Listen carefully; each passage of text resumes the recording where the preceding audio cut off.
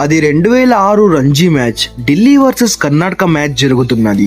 Delhi team అయితే 5 వికెట్లు కోల్పోయి పీకల్లో కష్టాల్లో ఉన్నది. ఫాలో ఆన్ తప్పించాలంటే ఒక ప్లేయర్ గట్టిగా ఆడాలి. అయితే ఒక ప్లేయర్ అయితే క్రీజ్ లో సెట్ అయి ఉన్నాడు. కానీ ఒక షాకింగ్ కాల్ వచ్చింది. క్రీజ్ లో సెట్ అయి ఉన్న ప్లేయర్ వల్ల నాన్న చనిపోయినట్లు కాల్ వచ్చింది.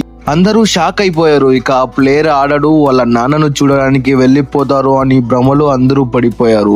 కానీ అప్పుడు 18 ఏళ్ల కుర్రాడు ప్యాడ్లను బ్యాట్ పట్టుకొని గ్రౌండ్ లోకి ఎదిగాడు.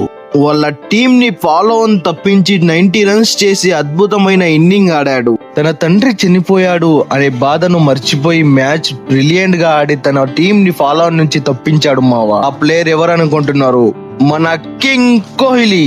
మ్యాచ్ అయ్యాక అందరూ కోహ్లీని ఇలా అడిగారు, ఎందుకని మీ నాన్నను చూడడానికి వెళ్లకుండా మ్యాచ్ ఆడావు అంటే విరాట్ కోహ్లీ చెప్పిన సమాధానం ఏమిటో తెలుసా?